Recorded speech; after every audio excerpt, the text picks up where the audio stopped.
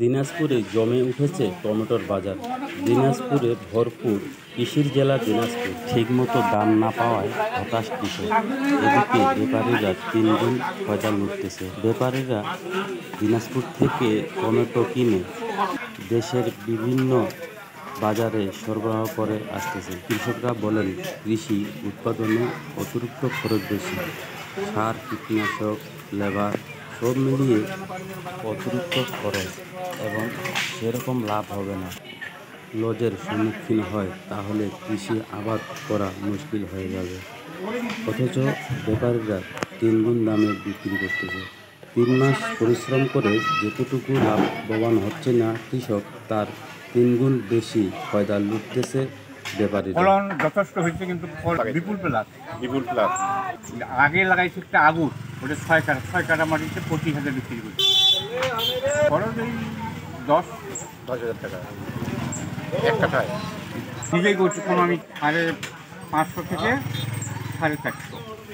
হ্যাঁ, মোটামুটি লাভ হচ্ছে, লাভ হয়। আজকে কিনলাম আমাদের 400 থেকে 500, 520, 10 টাকা থেকে 13 টাকা কেজি। বিউটিফুল লম্বাটা, হ্যাঁ, গোলটা প্রতি কেজি 40 টাকা খরচ। মানে এখানে 40, ভাড়া হলো 60, একবারে 60 টাকা। 20 টাকা নোটিং দাও লোড পর্যন্ত 20 টাকা।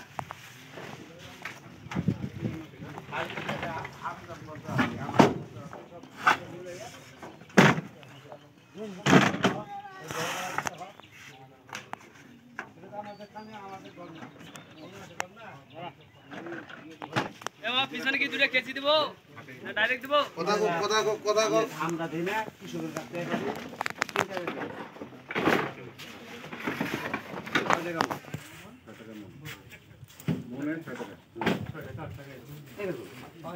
এটা খুললেন না কেন? এটা খুলো, এটা মালবের এই অন্য স্টক খুবে এই স্টক খুলে বাজারে ওই যে সুরমাগুড়ি যে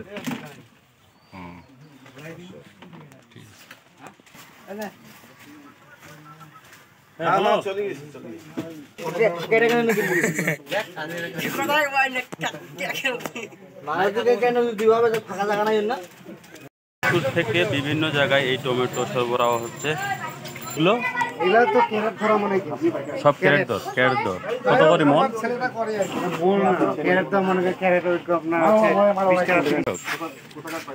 এটা হবে আমাদের বাড়ি না, ট্রাক লোড হয় না।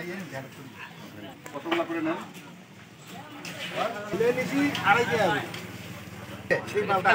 সেই মালটা এটা নোকালে বেছে মাটি যেই জায়গার টেমোটা আবাদ হয়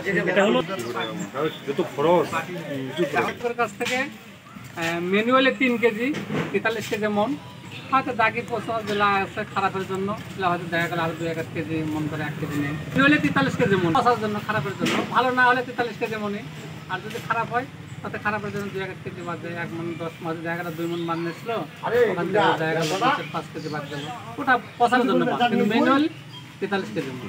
এটা হলো যেদিন যেমন কাজ হচ্ছে সেদিন যেমন সব শাস্ত্র আমরা কলেজে স্কুলে।